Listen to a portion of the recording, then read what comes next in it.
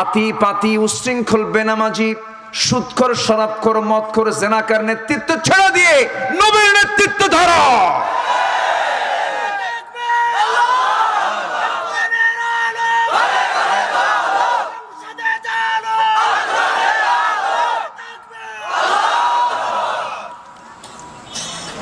সমস্ত বৈধ সম্পর্ক ছেড়ে দাও, হারামকে বর্জন করে ফেলো, ইল্লিগাল পথকে তুমি বর্জন করে লিগাল ওয়েতে চলে আসো, সোজা পথে চলে আসো। যে সোজা পথে চলার জন্য তুমি নামাজের মধ্যে বলো, সবাই বলেন ইহদিনাস সিরাতাল মুস্তাকিম সিরাতাল্লাযীনা আন'আমতা আলাইহিম গায়রিল মাগদুবি আলাইহিম ওয়ালাদ-দাল্লিন। জোরে বলি, আরো জোরে, আরো জোরে। আমার ভাইয়েরা, আল্লাহর কাছেই তো চাইতে হবে হেদায়েত। পৃথিবীর কোন দরবার আপনাকে হেদায়েত দিতে পারবে না, পৃথিবীর কেউ আপনাকে সঠিক পথের দিশা দিতে পারবে না। আমাকে হেদায়েত দিবেন একমাত্র কে? হেদায়েত চাইবো আমরা কার কাছে? আল্লাহর কাছে। আল্লাহর কাছে আমরা বলবো, আল্লাহ বলছেন বান্দার আমি তোর দূরে নই, আমি তোর খুব কাছে। আমি এমন রব, ওয়ায়ালামু খাইনাতাল আ'য়ুনি ওয়া মা তুখফিস সুদূর। ও বান্দা, তুমি তোমার অন্তরে কি দানা বেঁধে রেখেছ এবং তোমার চক্ষু কি খেয়ানত করছে পৃথিবীর কেউ না জানলেও সব জানেন। তিনি কে? আসতে বলবেন না তিনি কে? আল্লাহ তাআলা আরেক জায়গায় বলছেন, আল্লাহ সুন্দর করে বলছেন, বান্দা আমাকে দূরে ভেবো না, দূরে ভেবো না, আমাকে রাজ সাক্ষী মনে করো। ওয়া নাহনু আকরাবু ইলাইহি মিন হাবলিল ওয়ারিদ। জোরে বলুন আল্লাহু আকবার। বান্দা আমি তোমার স্কন্দ শিরার চেয়েও নিকটে থেকে যাই। তুমি দিনের আলোতে কি করো, রাতের আধারে কি করো, গোপনে কি করো, প্রকাশ্যে কি করো, সব রেকর্ড অটো হয়ে যায় কার কাছে? আল্লাহর কাছে। আল্লাহ সব তিনি দেখেন। আল্লাহু বাসীরুম বিল ইবাদ। আল্লাহ বান্দার সব কিছু তিনি দেখেন। এই জন্য আমার ভাইয়েরা, সবচেয়ে বড় চ্যালেঞ্জ হলো খাঁটি মুমিন হয়ে আমাকে আপনাকে দুনিয়া থেকে বিদায় হতে হবে, মুসলিম হয়ে দুনিয়া থেকে বিদায় হতে হবে। এবার আল্লাহ বলছেন, ইমানদারকে ডাক দিয়ে বলছেন, ইমানদাররা শোন, এমন একটা কিতাব দিলাম যে কিতাবের মধ্যে কোনো সন্দেহ নাই। আলিফ লাম মিম, এই তিনটি হরফ নিয়ে যে একটা আয়াত হলো, এই পৃথিবীর কোনো ভাষাবিদ কি আয়াতের অর্থ বের করতে পেরেছে নাকি? পারে না। এটা একটা চ্যালেঞ্জ। এটা কি বলেন? চ্যালেঞ্জ। কোরআন শুরু করছে কি দিয়া? চ্যালেঞ্জ দিয়া। আল্লাহু আকবার। কোরআন শুরু হয়েছে চ্যালেঞ্জ দিয়া। এরপর আল্লাহ রাব্বুল আলামিন বলছেন, হাদাল কিতাব না যালিকাল কিতাব। কি বলেছেন বলেন? আচ্ছা, আমার কথায় কি কষ্ট হচ্ছে আপনাদের? আমার কথার মধ্যে একটু বেহুদা কথা কম, আজে বাজে কথা একটু কম বলি। আমি কোনোদিন আমি চেষ্টাও করি না ওই যে তারে নারে বান্দরে কলা খাইছে ইন্দুরে, এরকম আজে বাজে কথা আমি মুখ থেকে সহজে বের করার চেষ্টা করি না। কারণ অবশ্যই এই ব্যাপারে জিজ্ঞাসিত হতে হবে কার কাছে বলেন? আল্লাহর কাছে। এখানে বসেছি, প্রতিটা সেকেন্ডের মূল্য আছে না নাই? আপনি বসে আছেন, আপনার প্রত্যেকটা সেকেন্ডের মূল্য আছে না নাই? সময় সম্পর্কে প্রশ্ন করবেন কে? লিয়াবলুয়াকুম আইয়ুকুম আহসানু আমালা। খলাকাল মাউতা ওয়াল হায়াত, মানে টাইম, মানে কি? টাইম। এখানে বলা আছে হাদাল কিতাব না যালিকাল কিতাব। হাদা মানে হলো দিস, যালিকা মানে হলো দ্যাট। হাদা মানে কি? দিস, এই, আর যালিকা মানে ওই, দ্যাট। তাহলে এখানে যালিকা দিয়ে দূরবর্তী জিনিসকে বোঝানো হচ্ছে, আর হাদা মানে হলো নিকটবর্তী জিনিসকে বোঝানো হয়। তাহলে এখানে আল্লাহ তাআলা যালিকাল কিতাব মানে কি? ওই কিতাব বললেন। কি কিতাব বলেন? বলেন ওই কিতাব। তাহলে কোরআন এই কিতাব না ওই কিতাব? বলেন এই কিতাব না ওই কিতাব? কোরআনটা ছিল কোথায়? এখানে ছিল না ওইখানে ছিল? আকাশ কি বলি? এই আকাশ বলি, ওই আকাশ। এই যে আমার ভাই বসে আছেন, এই যে আমার ভাই ওই যে কোনায় বসে আছেন, তখন কি বলবো? ওই যে আমার ভাই। আল্লাহ রাব্বুল আলামিন কোরআনের পরিচয় দিতে নিয়ে বলছেন, শোনো বান্দা, পৃথিবীর সব কিতাব হলো হাদাল কিতাব, আর আমার কিতাব হলো যালিকাল কিতাবু লা রাইবা ফীহি হুদাল লিল মুত্তাকিন। এমন একটা কিতাব, ওই কিতাব এমন একটি কিতাব যার মধ্যে কোনো সন্দেহ নাই। কত দূরে সেই আসমানি কিতাব, সেখানে ছিল কোরআনটার পরিচয় কোরআন নিজেই দিচ্ছে। যারা পারেন আওয়াজ দিয়ে বলেন, বাল হুয়া কুরআনুম মাজিদ ফি লাওহিম মাহফুজ। জোরে বলুন আল্লাহু আকবার। কোরআন নাযিল হয়েছে দিনে না রাত্রে? বলেন বলেন বলেন। রাতে। ইন্না আনজালনাহু ফি লাইলাতিল কদর। নাজিল হয়েছে কোন মাসে? কোরআনে আছে না নাই? শাহরু রমাদান আল্লাযী উনজিলা ফীহিল কুরআন হুদাল লিন-নাসি ওয়া বায়িনাতিন মিনাল হুদা ওয়াল ফুরকান। জোরে বলুন আল্লাহু আকবার। কোন সময় নাজিল হয়েছে? কোন মাসে নাজিল হয়েছে? কি জন্য নাজিল হয়েছে? কেন নাজিল হয়েছে? জবাব আছে না নাই? আচ্ছা, আজকে এই কিতাব নিয়ে শুধু কথা বলতে গেলে ঘন্টার পর ঘন্টা লেগে যাবে। দেখেন সূরা ইয়াসিন আমরা যখন শুরু করি তখন পাই কি? ইয়াসিন ওয়াল কুরআনিল হাকিম। প্রথমে কিসের ওয়াজ? কোরআনের ওয়াজ, কোরআন সম্পর্কে কথা। সূরা রহমানে চলে যাবেন, সবাই বলেন আর রহমান আল্লামাল কুরআন খালাকাল ইনসানা আল্লামাহুল বায়ান। জোরে বলুন আল্লাহু আকবার। সূরা ইউসুফে চলে যাবেন, ইন্না আনজালনাহু কুরআনান আরাবিয়্যান লাআল্লাকুম তা'কিলুন। সূরা ইব্রাহিমে চলে যাবেন, আলিফ লাম রা কিতাবুন আনজালনাহু ইলাইকা লিতুখরিজান নাসা মিনায-যুলুমাতি ইলান নূর। বাকারায় চলে আসেন, আল্লাহ তাআলা এই কিতাব নিয়ে বলছেন লা রাইবা ফীহি হুদাল লিল মুত্তাকিন। জোরে বলুন আল্লাহু আকবার। এমন একটা কিতাব যার মধ্যে কোনো সন্দেহ নাই। সায়েন্স ভুল করবে, কোরআন ভুল করতে পারে? সায়েন্সের ভুল আছে না নাই? একবার কয় সূর্য ঘোরে, একবার কয় পৃথিবী ঘোরে, এখন দেখি ওদের মাথায় ঘোরে। মানুষের মাথা তো ঘুরবেই। 5 বার টয়লেট সারলেই তো হুঁশ থাকে না। হুঁশ থাকে? 5 বার টয়লেট করলেই সামনে বউ আছে না মা আছে চেনা যায় না। মাথা উল্টা পাল্টা হয়ে যায়, ব্রেন এলোমেলো হয়ে যায়। কিন্তু আল্লাহ রাব্বুল আলামিন এমন একটা গ্রন্থ দিলেন, চ্যালেঞ্জপূর্ণ গ্রন্থ, যেখানে সব জ্ঞান শেষ সেখানে কোরআনের জ্ঞানটা শুরু। পৃথিবীর সমস্ত জ্ঞান শেষ হয়ে যাবে, সেখান থেকে কোরআনের জ্ঞানটা শুরু হয়ে যাবে। অলির জ্ঞান যেখানে শেষ সেখানে নবীর জ্ঞান শুরু, নবীর জ্ঞান যেখানে শেষ সেখানে আল্লাহর জ্ঞান শুরু। পৃথিবীর সব কিতাব যেখানে শেষ সেখানে কোরআন শুরু।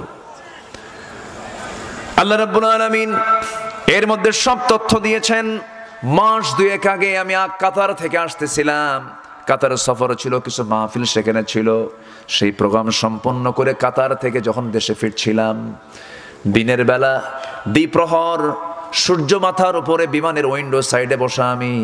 উইন্ডো সাইডে বসে হাজার হাজার ফিট উপরে বিমানটা চলছে, হাজার হাজার কিলোমিটার গতিবেগে। যখন আমি চলছিলাম, নিচের দিকে বিশাল বড় মেঘমালার স্তর দেখতেছিলাম। এই মেঘমালাগুলো দেখে আমার কাছে মনে হলো, আল্লাহ, এই বিশাল মেঘমালা তুমি কেমন করে ঝুলায় রাখছো? এর কেমন কি ওজন টোজন আছে নাকি? চিন্তা ভাবনা করতে করতে বিজ্ঞানের দিকে গেলাম, সৌরজগতের গবেষণার দিকে একটু চেষ্টা করলাম জানার জন্য। বিজ্ঞান বলতেছে কিউমুলাস নামে কিছু মেঘমালা আছে যার ওজন হলো 200 টন। কিউমুলুনাম্বাস নামে কিছু মেঘমালা আছে যার ওজন হলো 10 লক্ষ টন। সুবহানাল্লাহ বলবেন না? 10 লক্ষ টন যদি মেঘমালার যদি ওজন হয়, আল্লাহ তাআলা এগুলো না ঝুলায় রেখে যদি ফেলে দিতেন, বিল্ডিং কে একটাও থাকতো নাকি? থাকতো কিছু? কিছুই থাকতো না। কে ঝুলায় রেখেছেন? আসতে বলবেন না, কে ঝুলায় রেখেছেন? এবার আমি চিন্তা করলাম, আল্লাহ তোমার কালামে এই তথ্য আছে নাকি, একটু খুঁজে দেখি তো।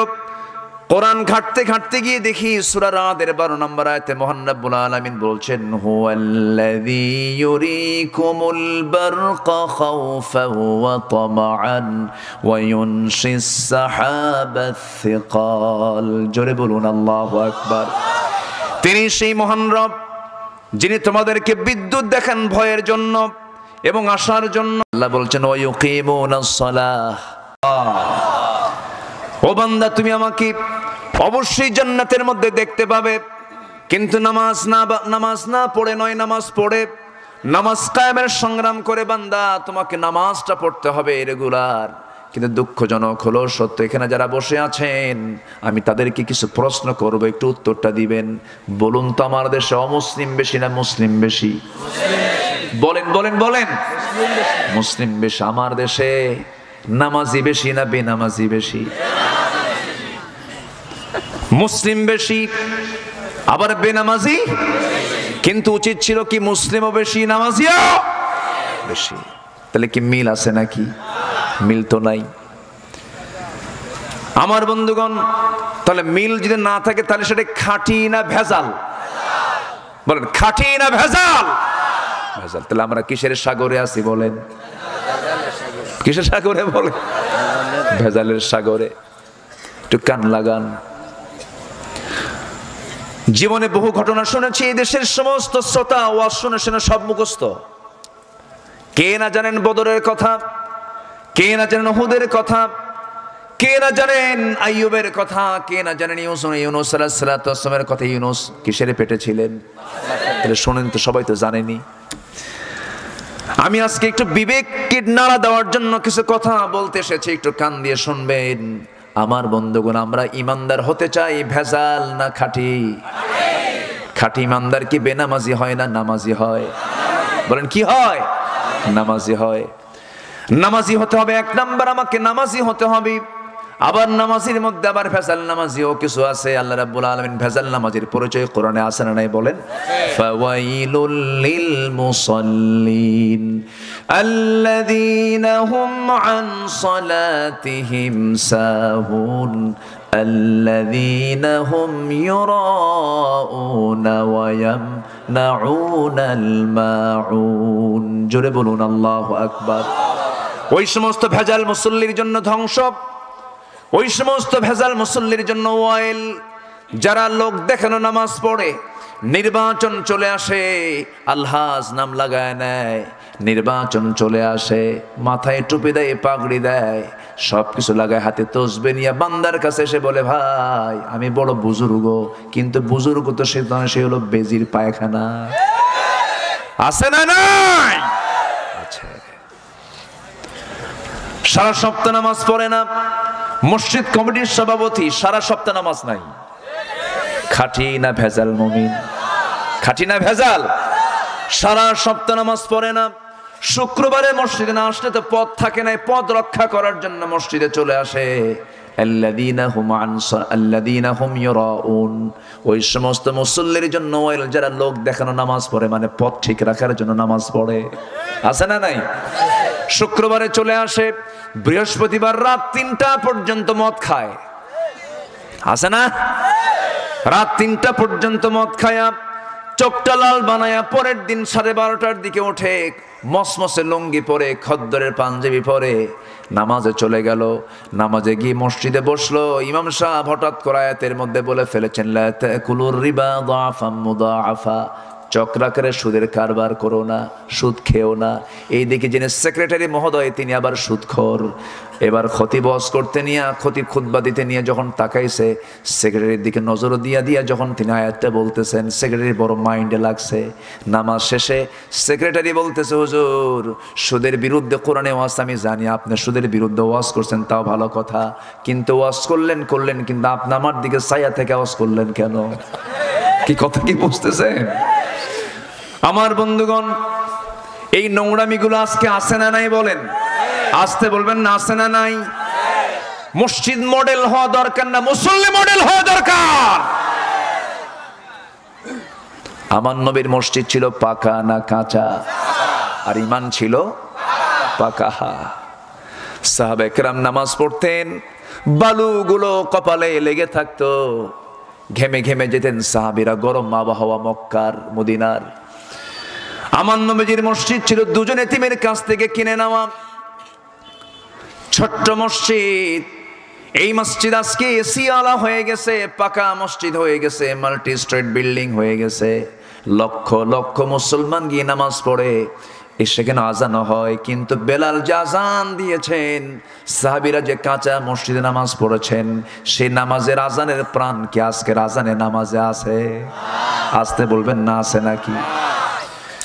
আমার নবীজি নামাজ পড়েছেন কাঁচা মসজিদে, খেজুর পাতার বানানো বেড়া, উপরের ছাউনিটাও খেজুর পাতার বানানো, কাণ্ডটাও খেজুর পাতা, খেজুরের গাছ দিয়ে, সেই কাণ্ড দিয়ে খেজুরের সেই ভিত্তিটা রচনা করা হয়েছে।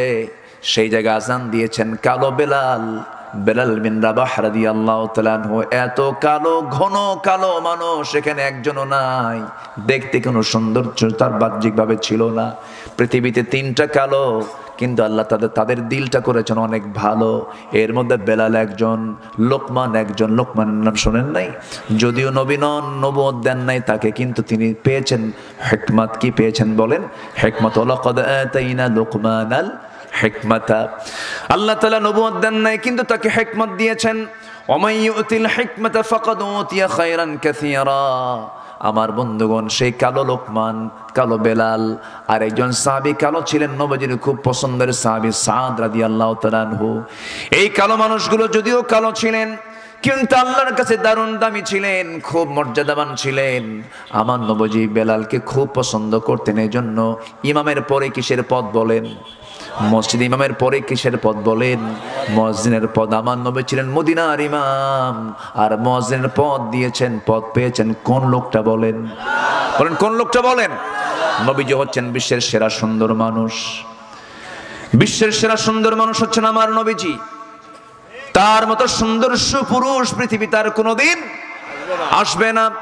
আম্মা জান আয়েশা বলেন, আল্লাহর পয়গম্বর ইউসুফকে দেখে যে যুগের নারীরা লেবু কাটতে নিয়ে হাত পর্যন্ত কেটেছিল, তারা যদি একটাবার আমার রাসূলকে দেখতে পেত, তারা তাদের শুধু হাত নয় কলিজা টেনে ছিঁড়ত। নবীজির দেখা থেকে তারা কখনো চোখ ফিরাতে পারতো না। জোরে কোন সুবহানাল্লাহ। সেই বিশ্বের সেরা মানুষ, সেরা সুন্দরের পাশে রাসূল কোন সুন্দর মানুষকে মনোনয়ন দিলেন না, চেহারা দেখে দিলেন না, তাকওয়া দেখে দিলেন। হুদাল্লিল মুত্তাকিন, মুত্তাকি তাকওয়া দেখে দিলেন। বেলালকে মুয়াজ্জিন বানায় দিলেন, বেলালকে মুয়াজ্জিন বানায় দিলেন। নেলসন ম্যান্ডেলাকে আমরা বর্ণবাদী বৈষম্যের নেতা বলি, অথচ তার ১৫০০ বছর আগে আমার নবীজি নিজে ইমাম হয়ে বেলালকে মুয়াজ্জিন বানায়া বর্ণবাদী বৈষম্য দূর করে দিয়েছেন। বর্ণবাদী বৈষম্যের নেতা কেউ না, মুহাম্মদ সাল্লাল্লাহু।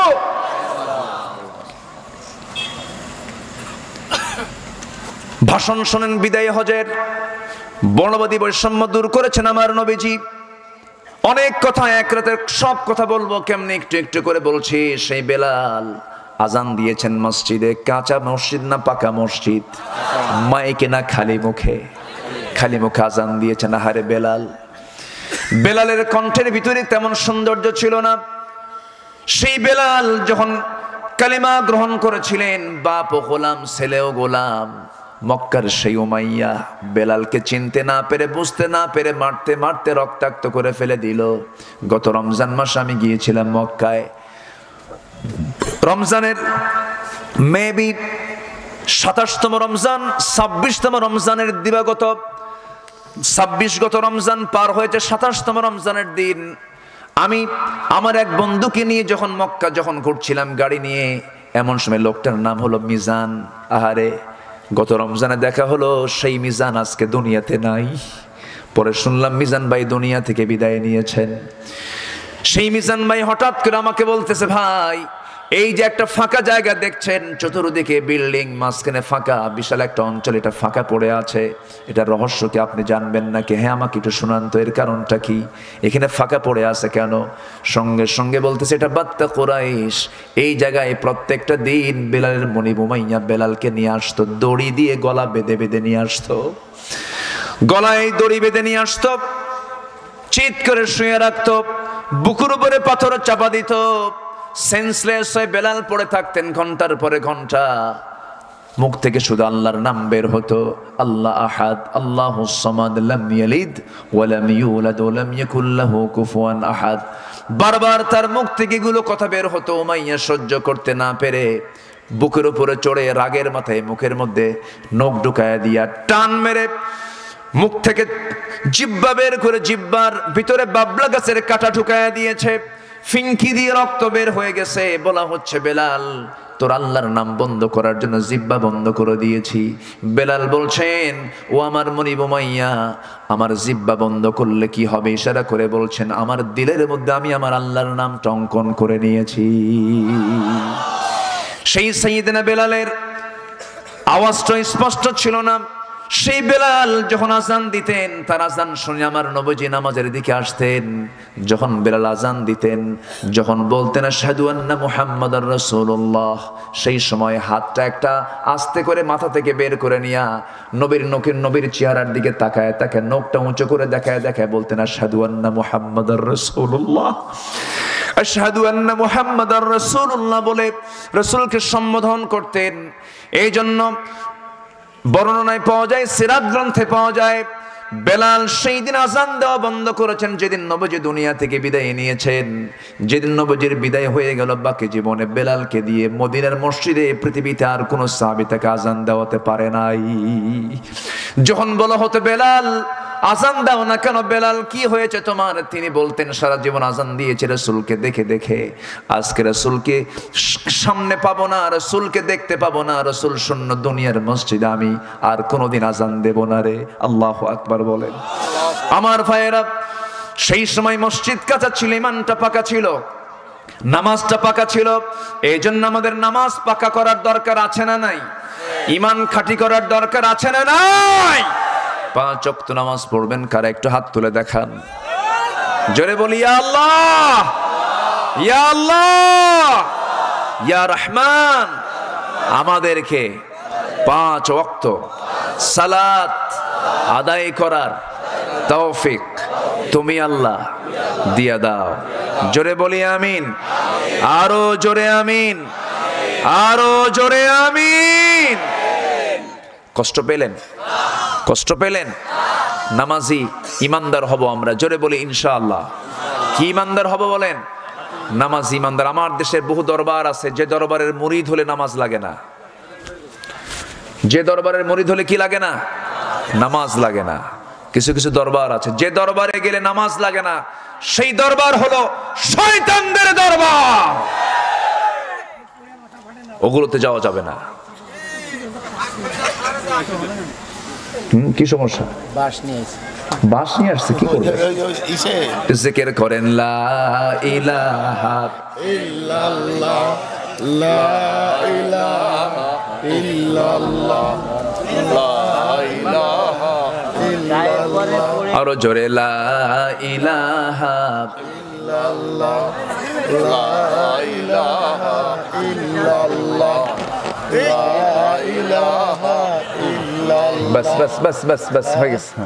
আরো জোরে, লা ইলাহা ইল্লাল্লাহ, লা ইলাহা ইল্লাল্লাহ, মুহাম্মাদুর রাসূলুল্লাহ সাল্লাল্লাহু আলাইহি ওয়াসাল্লাম। আমাকে না বলে যাচ্ছে না অনেকে? আমাকে না বলে যাওয়া যাবে না তো, আমাকে বলে যেতে হবে। কষ্ট পাচ্ছেন নাকি আপনারা? এত সুন্দর মানুষ হয়। এলাকার নাম তো মোহাম্মদপুর। এলাকার নাম কি? থানার নাম মোহাম্মদপুর না? অন্তত শ্রীপুর তো না? শ্রীপুর আছে না? বহু আছে না? শ্রীপুর নাই? ও বার্ষিক তো আছে, একই তো উপজেলা। জি, একই তো জেলা। অন্তত নামটা বললে তো সওয়াব পাবেন। 1000 বার শ্রী বলে আপনি সওয়াব পাবেন না, কিন্তু মোহাম্মদ যতবার বলবেন ততবার সওয়াব পাবেন। তাহলে কপাল ভালো না? কপাল ভালো না? বলি আলহামদুলিল্লাহ। মোহাম্মদপুর, কি সুন্দর নাম এটা। আল্লাহ তুমি সব এলাকার, এই এলাকার সব মুসলমানকে তুমি মুহাম্মদের খাঁটি উম্মত বানায় দাও। জোরে বলি আমিন। খাঁটি উম্মতের 1 নম্বর বৈশিষ্ট্য হলো বেশি করে বিড়ি খাওয়া। বিড়ি খাওয়া না? বিড়ি খাওয়া যাবে না। অনেকে প্রশ্ন করে, হুজুর বিড়ি খাওয়া কি জায়েজ আছে? মানে উনি জায়েজের চেষ্টায় আছেন না। খাঁটি উম্মতের বৈশিষ্ট্য বিড়ি খাওয়া নয়, খাঁটি ইমানদারের বৈশিষ্ট্য দাড়ি কাটা নয়। যদি প্রশ্ন করি এই জায়গায় যারা বসে আছেন, দাড়িওয়ালা বেশি না দাড়ি ছাড়া বেশি? বলেন বলেন। দাড়ি ছাড়াই বেশি। আপনি আবার রাগ করেন না, কমন তো কিছু কথা বলতে হবে, তাই না? বলতে হবে, রাগ করা যাবে না। আমি কাউকে মিন করছি না, কিন্তু আল্লাহি না, আমি কাউকে মিন করে বলছি না। সালাম, দেখছেন খুব কত সাদা মাঠা কথা না? চালান। জি, দাড়িওয়ালা ছিলেন মুহাম্মদ সাল্লাল্লাহু। আমিও দাড়িওয়ালা হব, জোরে বলি ইনশাআল্লাহ। আর কোনো কথা আছে? এখন যদি কেউ বলে হুজুর দাড়ি ওয়াজিব না সুন্নত, এত তো তর্ক করার দরকার নাই। দাড়ি রেখেছেন মুহাম্মদ সাল্লাল্লাহু, আমিও কি হব? দাড়িওয়ালা হব। আমার নবীজি ঢিলা ঢালা কাপড় চোপড় পরেছেন, লম্বা কাপড় চোপড় পরেছেন, টাইট কোনো কাপড় তিনি পছন্দ করতেন না। দেহের বডি স্ট্রাকচার দেখা যাবে বাইরে থেকে, এমন পোশাক পরতে মানা করেছেন মুহাম্মদ সাল্লাল্লাহু আলাইহি ওয়াসাল্লাম। যদি ইসলামের ড্রেস কোড নাই, এই পোশাকই পরতে হবে এমন কোন সিস্টেম ইসলামে সেই পোশাক দেয় নাই, তবে ইসলামের ঢিলা ঢালা পোশাককে পরতে বলা হয়েছে। কিন্তু যুবকদের যে আজকে পোশাকগুলো দেখা যায়, বুকটা ফেটে যায়। নতুন প্যান্ট মার্কেট থেকে কিনে আনে, কিন্তু হাঁটুর 2 জায়গায় ফাটা। আমি কি ভুল বলতেছি? হাঁটুর সামনে ফাটা, আর প্যান্টের মাঝে মাঝেই দেখা যায় মনে ইঁদুর খায় রেখে দিছে, তেলা পোকা খাইছে, এরকম না? দেখেন না, এরকম প্যান্ট কিনে আনে। মডেল পাইছো কোথায়? এগুলো পরা যাবে না। যে পোশাক পরলে তোমার চামড়ায় দেখা যায়, এটা কোনো পোশাকই না। যে পোশাক পরলে নামাজ হবে না, সেই পোশাক পরা হালাল না হারাম? হারাম। নাভির উপরে তোমার প্যান্ট পরতে হবে, নাভির উপরে তোমাকে পাজামার দড়ি দিয়ে তোমাকে লাগাতে হবে, প্যান্টের বেল্ট লাগাতে হবে। নাভির নিচে পরা যাবে না। নাভির নিচে আজকে সমস্ত প্যান্টগুলো নাভির উপরে না নাভির নিচে? নাভির শুধু নিচে নয়, এত নিচে সীমান্ত বর্ডার, যে কোনো মুহূর্তে খাম হতে পারে, অ্যাক্সিডেন্ট হয়ে যেতে পারে, এত নিচে পড়ে। নামাজে দাঁড়ায় আবার ওই সমস্ত পোশাক পরেই। একদিন মসজিদে ঢুকলাম, বেশ আগের কথা, দেখি যে এক ছেলে নামাজে দাঁড়াইছে। তো আমি সুন্নতের নিয়ত না করে আমি ওর নামাজ দেখতেছি, দেখি তো ওর নামাজটা কেমন পড়ে। প্যান্ট ওইরকম সাইজের, শার্টও ছোট সাইজের। রুকুতে যখন গেছে তখন দেখি রুকুর ঠেলায় প্যান্ট নিচে, শার্ট উপরে, মাঝখানে ফাঁকা। তো ভাবলাম এই তো রুকু, দেখি তো সেজদায় কি হয়। সেজদায় যখন গেছে তখন দেখি প্যান্ট খুলে আন্ডার প্যান্ট বেরোচ্ছে। আমি কি ভুল বলতেছি? বলেন, আমি কি ভুল বলতেছি বলেন তো? এই প্যান্টগুলো কি পরা যাবে? যাবে না বাবা, এগুলো পরো না। যুবকরা এগুলো পড়া বাদ দাও, এগুলো পড়তে যেও না। পোশাক ঠিক নাই, পোশাক আগে না নামাজ আগে? এই পোশাক আগে না নামাজ আগে? কি খালি গিয়ে নামাজ পড়বেন? তাহলে সতর ঢাকার দরকার আছে না নাই? সতর ঢাকতে হবে আগে, কিবলামুখী হতে হবে আগে। নামাজের বাইরে কিছু শর্ত আছে, এর মধ্যে পোশাক পরতে হবে, সতরটা ঢাকতে হবে, পোশাকটাকে সুন্দর করতে হবে। এগুলো ইসলামের মুত্তাকিদের একটা লক্ষণ। আমরা পোশাককে সুন্দর করব, জোরে বলি ইনশাআল্লাহ, আরো জোরে বলি ইনশাআল্লাহ। আল্লাহ রাব্বুল আলামিন মুত্তাকিদের 1 নম্বর পরিচয় দিচ্ছেন, বান্দা নামাজটা পড়ো, নামাজটা সুন্দর করে আদায় করো। শুধু আদায় করলেই হবে না, নামাজ কায়েমের সংগ্রাম করার দরকারও আছে না নাই? আসতে বলবেন না, আছে না নাই? নামাজ আদায়ের পরিবেশ পেলেন, কিন্তু সেই জায়গায় আপনি মদ বন্ধ করতে পারবেন না, জেনা বন্ধ করতে পারবেন না, সুদ বন্ধ করতে পারবেন না। কিন্তু যখন নামাজ কায়েম হয়ে যাবে, সেই সমাজে অটোমেটিক সুদ বন্ধ হয়ে যাবে। আজকে সুদ চালু আছে না নাই? মুহাম্মদপুরের কোনো মানুষ সুদ খায় না।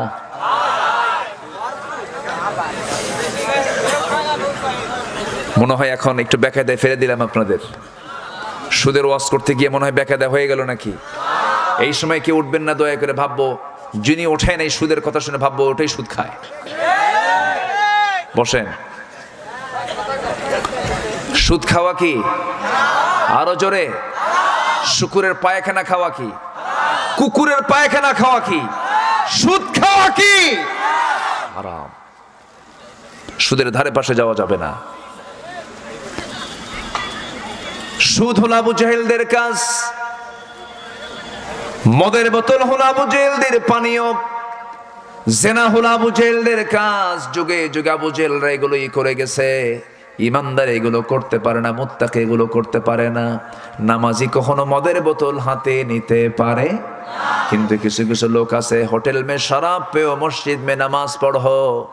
হোটেলে গিয়ে মদ খাও না, মসজিদে গিয়ে নামাজ পড়ো, আল্লাহ খুশি থাক, শয়তান কেন বেজার হবে? এরকম কিছু লোক আছে না নাই? আছে।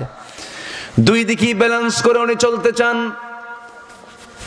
শয়তানকেও হাতে নিতে চান, আল্লাহকেও হাতে নিতে চান না। না, আল্লাহ রাব্বুল আলামিন বলছেন, ফামান ইয়াকফুর বিত-তাগুতি ওয়া ইউমিন বিল্লাহ ফাকাদ ইসতামসাকা বিল-উরওয়াতিল ওয়াসকা লা ইনফিসামা লাহা।